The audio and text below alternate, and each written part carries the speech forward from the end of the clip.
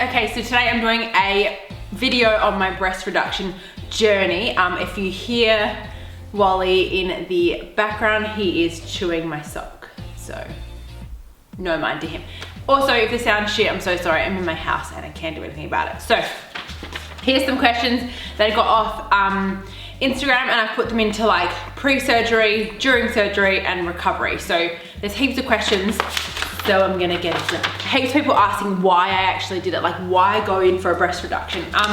My boobs were huge and I had a really bad back, and they're not the cause of that, but they're definitely not a helper either. So I kept having to get physio on my neck and shoulders because I was quite top heavy, because I actually have quite a small frame.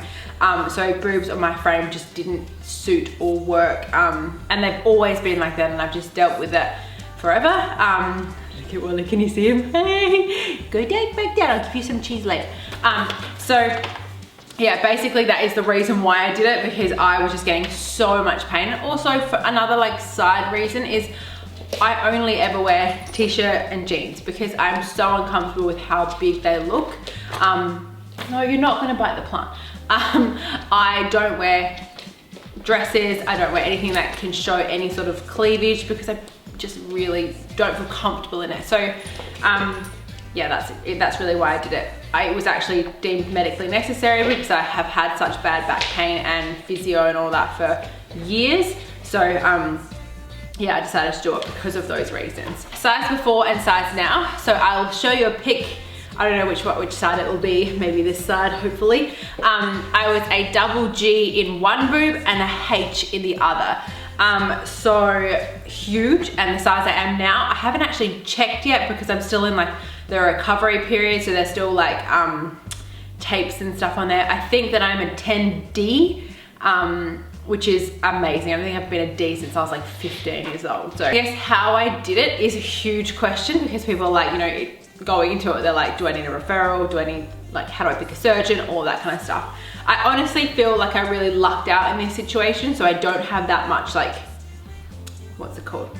Experience in like finding surgeons and all that kind of stuff, but I can tell you obviously how I did it. I went to my doctor and I was really upset about how I couldn't go to the gym.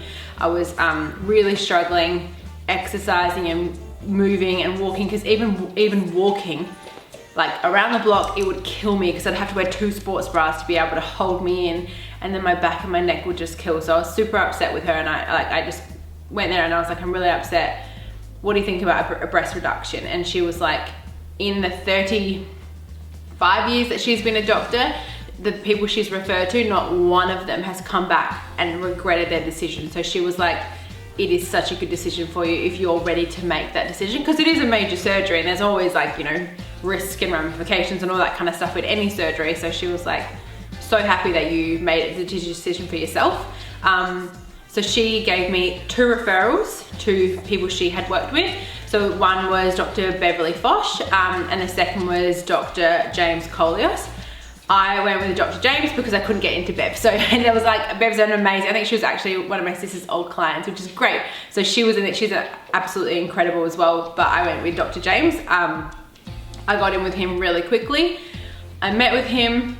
He basically, another reason why I chose him is because he was a partner in something called gap cover, which I'll explain in a second. So I went with him and I literally cannot recommend him enough. Like, he is actually reviewed as Adelaide's best, or one of Adelaide's best, and I was super like, he's been incredible this entire journey, and I would do it a million times over with him. So I have absolutely nothing bad to say or anything like that. He's incredible. So if you're in Adelaide, costing and how I did the insurance. So my health insurance, I'm with AHM, obviously not sponsored, I'm with them anyway, AHM, and I think I've got hospital and lifestyle extras, like stuff like physio and all that kind of stuff.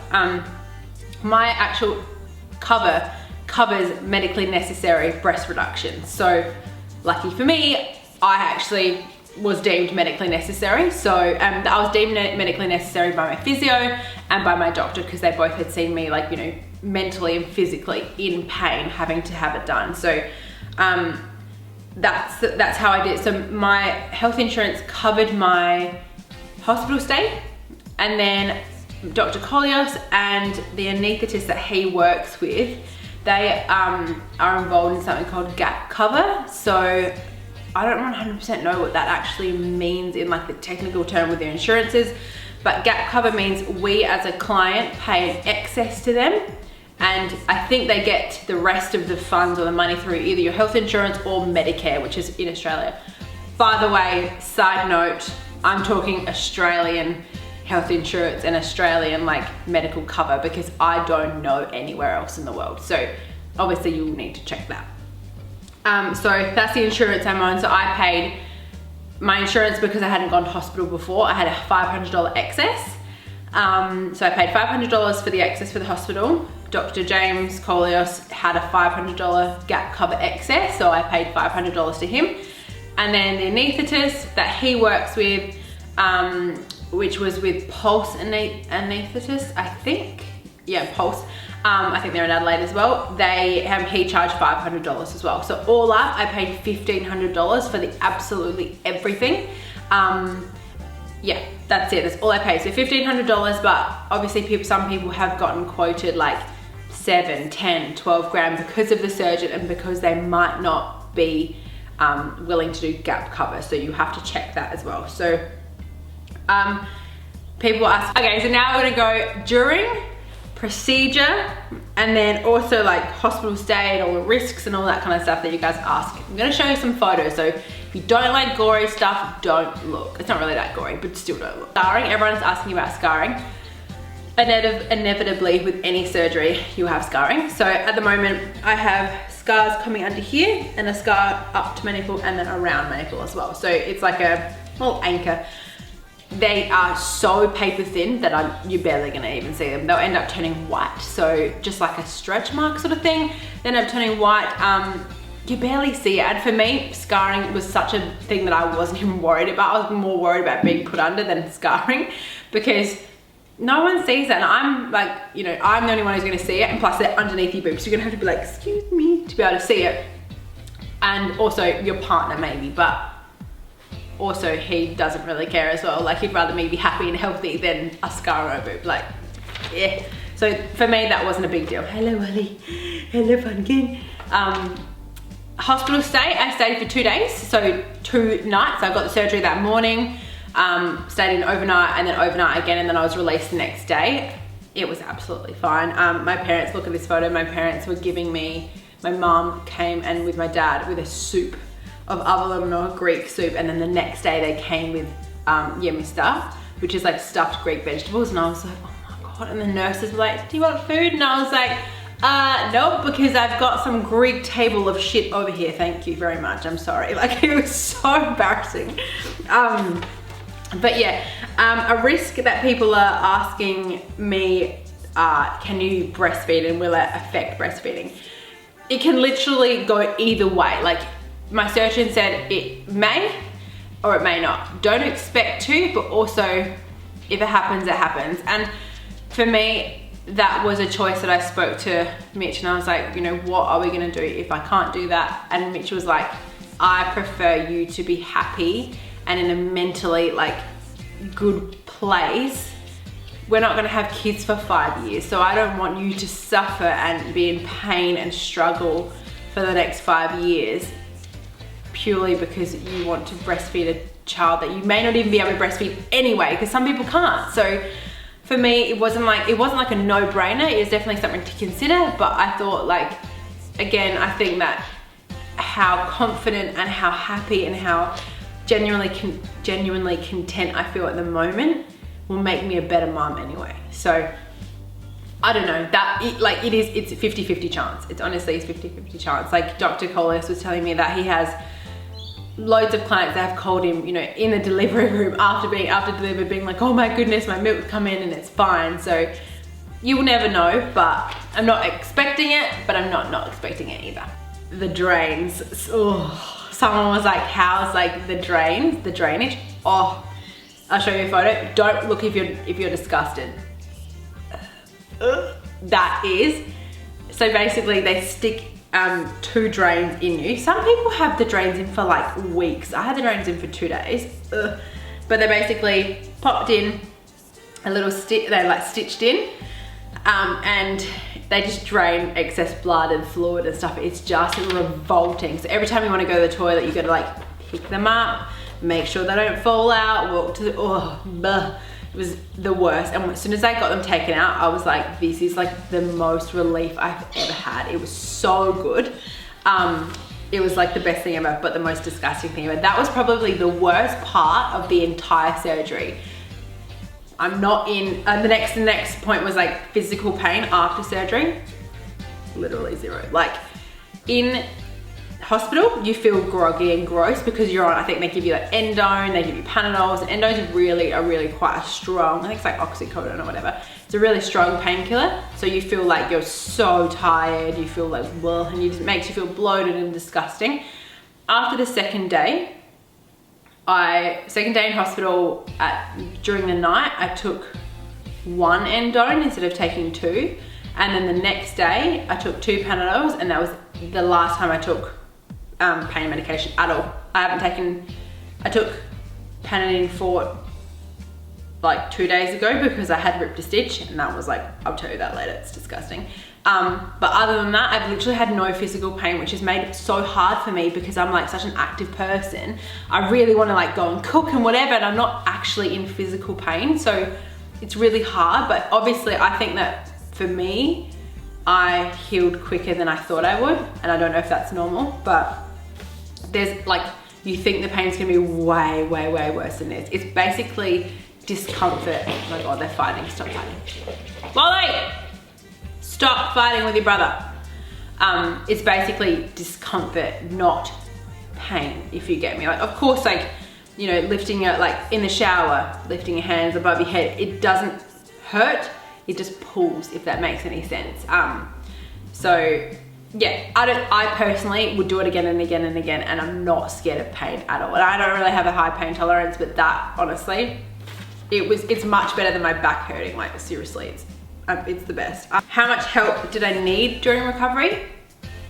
I reckon, for me, you probably need someone at your house for like 5 days or a week if you can, out of hospital. You can't really shower, unfortunately, and it's hard to get in and out of the bath if you have a bath. You can't be lifting things and doing things and washing dishes and picking up things. If you've got kids and animals and things like that, yeah, kids are animals, kids and animals, you either need to get your like parents to come over every day to clean your house, clean your dishes, do things like that, wrangle the kids together, or make sure that you have like a partner in the house that can really help you shower, help you do all those kinds of things. Because that's the reason why I ripped a stitch, because Mitch and I were like cooking dinner and I was like, I can do the dishes, blah, blah, and he was like, no, no, no. And I was like, yes, yes, yes, did it. And I felt this pull and I was like, fuck, like it hurt, it pinched, didn't hurt. And then the next day I like lifted up my top, stop. Yes, the day after I lifted up my top and I just had this blood spot and I was like, yeah, I've ripped a stitch. And then when I went to the like surgeon the day after, he was like, you ripped it right in the spot where it sucks. So I have an open wound at the moment. So you really, really, really need someone to be able to do those basic things for you, like dishes, cleaning, and all that for at least a week. Dishes, definitely not. Cleaning, you can probably go around with like a vacuum cleaner or something, but as minimal as you possibly can for 2 weeks. If I were to do it again, I would be like, I'm not picking up a thing for 2 weeks, absolute max. But I went too hard too quick and went back to work straight away. So if you are at work, if you work at a desk job, I think I was back at work after 3 days of being at home. I think if it was me, I would take I'd take a week off, a full 5 days to just literally lay and do nothing. Otherwise, you think that because you're at work, you're like, I can do that. I can lift up my kettle and make myself a tea, and then you like, it's not good. You do things because you're not in actual physical pain. So you think like, oh yeah, I can do it, and then you can't. So don't be doing that. My feelings now, like how am I feeling and everything about it. So basically right now, my right boob's my left boob's fine. So my right boob I can't feel at the moment, but it's completely normal. It's starting to come back now. I'm starting to feel tingles and stuff in it. I obviously ripped a stitch. So I ripped a stitch basically right in the middle where everything, all the things join. So it's like a wound, probably the size of like my fingernail. It's open, and because of that, I obviously went for a walk. My bra sits exactly where the rip is. I went for a walk. I was sweating, moisture, blah, blah, blah, got infected. So I've been on a course of antibiotics. I'm still on it now. I've got 1 more day left, and I'm going to see my surgeon in 2 days' time to see how I'm going. So, and it's like the most frustrating thing because it takes another 2 or so weeks onto your recovery, which is just, it makes me so annoyed that I did that. But if you do your recovery properly and you really rest and you have someone to help you, you'll absolutely be fine. Especially like things like this, you're being very annoying. You're being very annoying. And also I can't bloody pick up Wally, which is so annoying because he's getting bigger and I want to squish him, but I can't. So my back pain, people were asking me about how my back is because I bulged 2 discs in my lower back. And yesterday actually, Mitch goes, you actually, in the last 2 weeks, you actually have not uttered a word about your back hurting. And I was like, turned around, I was like, it's because it doesn't hurt. Like it genuinely doesn't hurt. I don't feel like the amount of pressure that has come off my back and my neck, insane, absolutely insane. And I'm so happy about it. Like I want to run to my physio and be like, look, but I can't because obviously I've got an infection. My cat and dog are like chasing each other behind the screen. I'm like, oh my God, stop. But I honestly think not only physically have I improved with my back and my posture and everything, mentally and emotionally, I have not cried about my back in 2 weeks exactly. And I usually cry like every single day because it's like such a shit thing. Honestly, I feel really confident and I feel really happy and I feel just so emotionally present, which is just weird because I've been so upset about my back for so long and it's been mentally like destroying me. And now that my back's feeling like a little bit of release, I feel like I've got the same release and I feel like I've got to release like weight off my shoulders, which just sounds really weird, but I genuinely feel happier and lighter and healthier. You're a psycho, you're crazy, you're crazy. I like, you know, with my back, I used to be like, oh, like now I have to go to the gym. And I don't want to go to the gym because my back's gonna hurt. I don't want to do this because my back's gonna hurt. But now I'm like, I cannot wait to go to the gym and just show myself what my body can do. Obviously I'm not gonna be like the biggest advocate, like everyone needs a breast reduction, but I just genuinely think like, if it's something that you want to do and you're considering, like, consider not only physical changes as well, consider how it will make you feel emotionally and mentally, because that for me was more of a choice than me being able to wear a dress, because I don't really wear dresses anyway, but I don't want to be like, it wasn't about physical for me, it was honestly about my mental and emotional health, because I was really struggling. And now I genuinely feel like I've got like, yeah, a weight lifted off my shoulders, off my chest, but like I just feel amazing. And it was probably the best decision that I have ever done. Yeah, so anyways, I hope that gave you some sort of like insight or reassurance or whatever it is, or like fear, but it's honestly the best thing I've ever done. So I am just gonna go and stare at my designer titties every day.